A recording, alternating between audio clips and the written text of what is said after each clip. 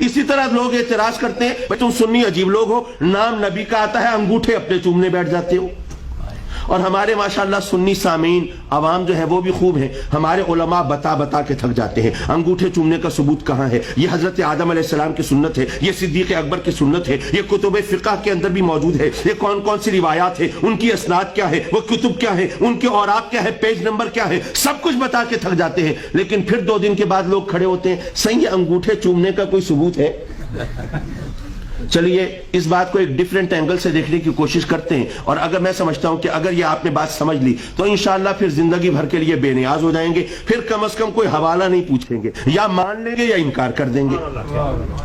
دیکھو بھائی، جب قیامت کا دن ہوگا نا، جب میدان محشر ہوگا تو نامہ اعمال ہاتھوں میں دیا جائے گا، کسی کے دائیں میں، کسی کے دائیں ہاتھ میں، کسی کے بائیں ہاتھ میں، یہ خوف کا مقام ہے۔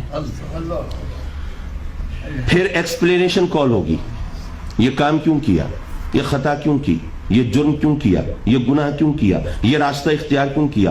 اس وقت ہم میں سے کچھ لوگ ہوں گے جو چالاک بننے کی کوشش کریں گے، مکر جائیں گے، مولا یہ کام میں نے کیا ہی نہیں۔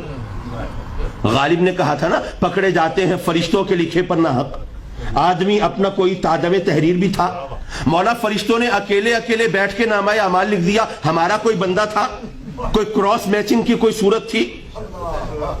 لوگ کہہ دیں گے مولا یہ تو میرے پتہ نہیں فرشتوں نے کب کی دشمنی نکالی ہے، ہمارا تو کوئی زنجر زمین کا جھگڑا بھی نہیں تھا، شاید بھول گئے ہوں گے، بھول چوک تو ویسے ہی معاف ہوتی ہے۔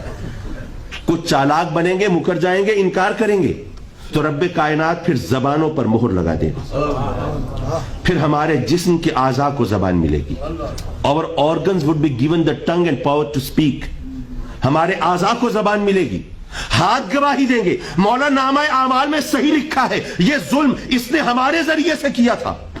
یہ ٹانگیں گواہی دیں گی، مولا یہ گناہ کرنے کے لیے ہمارے ساتھ چل کے گیا تھا۔ یہ آنکھیں گواہی دیں گی، مولا بے حیائی کے مناظر ہم سے دیکھا کرتا تھا۔ اے لوگو، اب کسی مفتی کے پاس نہ جاؤ، کسی عالم کا دروازہ نہ کھٹکھٹاؤ، تھوڑی دیر کے لیے اپنے دل کو مفتی بنا لو اور اپنے دل سے پوچھو کہ جب قیامت کے دن تمہارے جسم کے اعضاء تمہارے خلاف گواہی دیتے ہوں گے، اگر اس وقت تمہارے ان انگوٹھوں نے گواہی دی، مولا جب تیرے محبوب کا نام آتا تھا ہمیں چوم لیتا تھا اور آنکھوں سے لگاتا تھا، تو پھر اس گواہی کا فائدہ ہوگا یا نقصان ہوگا؟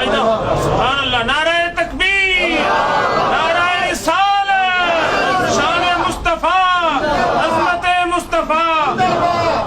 اگر دل گواہی دے کے فائدہ ہوگا تو پھر انگوٹھے چوم لیا کرو، اور اگر دل کہے کہ نہیں کوئی فائدہ نہیں ہوگا، پھر انگوٹھے چومنے کا بھی فائدہ نہیں ہوگا۔ اصل گواہی تو دل کی ہے نا۔